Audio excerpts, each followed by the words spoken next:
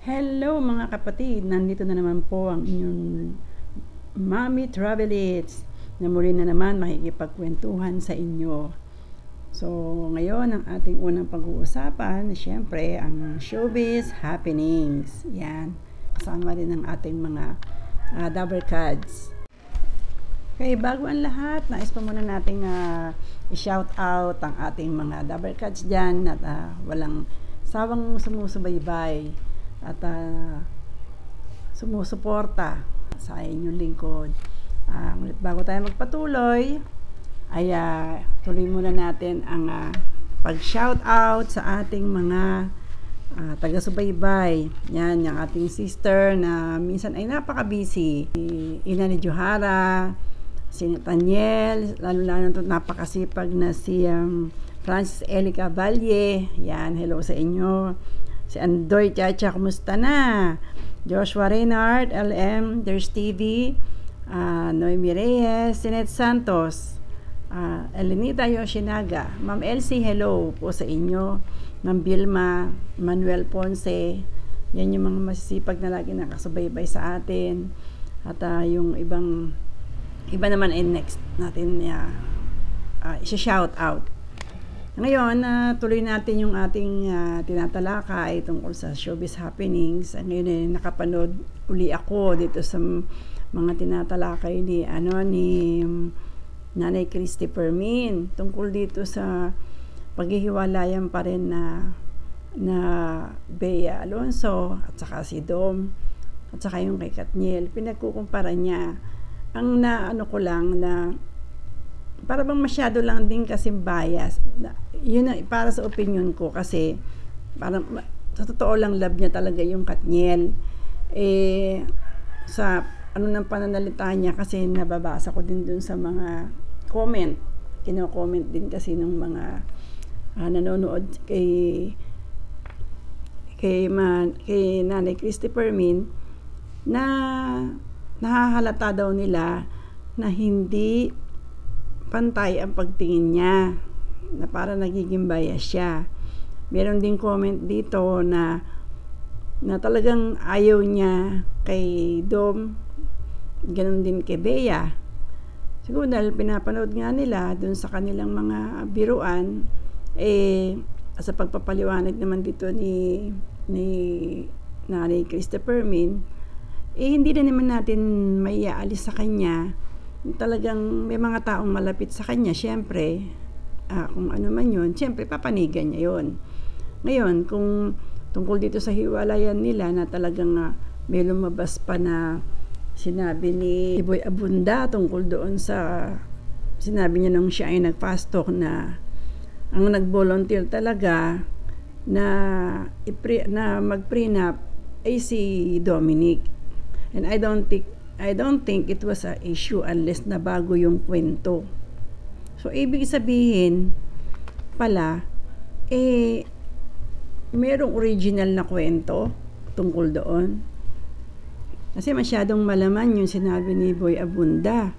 Na sinabi niya na ang nag-volunteer sa nani ni Bea na okay ang prenup ay si Dominic. So, I don't think it was an issue.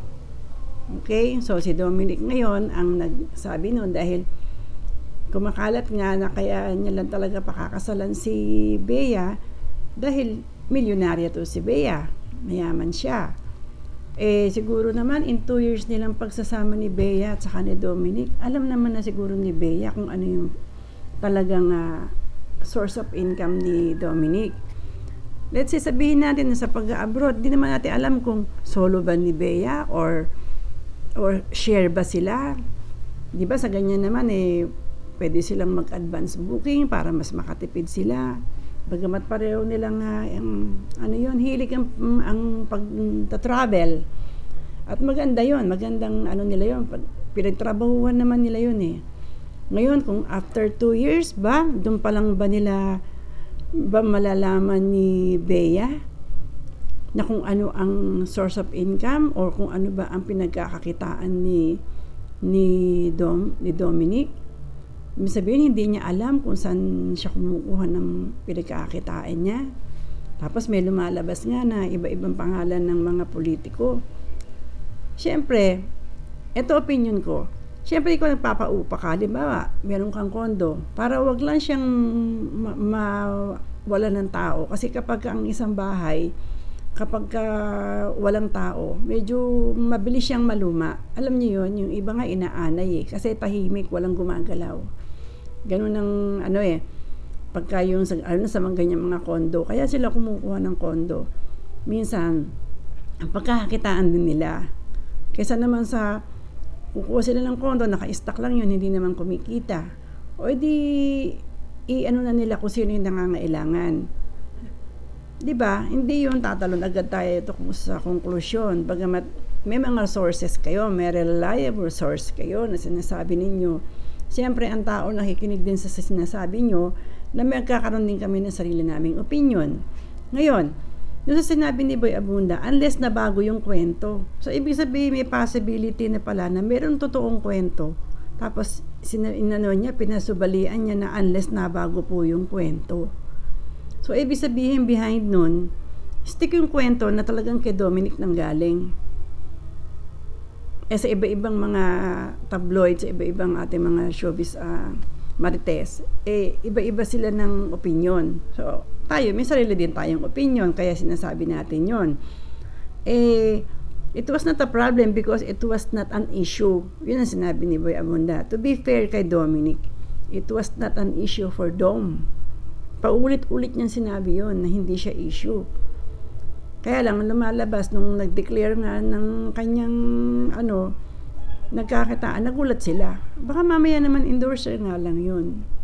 Di ba kagaya nung sa nauna kong na-i-vlog. Kasi ako mismo na, siyempre lahat naman tayo dumadaan dyan, nai-inlove tayo, may ibig tayo, napapakasal tayo. Kaya tayo nagpakasal dahil mahal natin. Personally, ako nagpakasal ako, hindi naman mayaman na pangasawa ko. Kaya lang, syempre, may time na yung mahal mo, minsan ayaw mo rin silang pakakawalan kasi mahal mo nga sila. Tapos, saka na lang kayo gumawa ng conjugal nyo, naghahanap buhay kayo. Tulad ko, nag-abroad ako, nag-abroad din siya. Tapos, yung kinita namin, nagpagawa kami ng maliit na bahay para din sa aming pamilya, sa susunod para sa aming mga anak. O, di meron kami ipapamana. Ganun yun. Yun yung cycle. Na, halimbawa, meron namang hanap buhay si Dom. Meron namang, hindi ko siya kinakampihan, hindi ako nagbabias dito. Ang tinatakil ko ay yung, parang nabaliwala lang lahat. Yung kanilang mahigit 2 taon na relasyon, pasyal, kung saan-saan, sarap ng buhay.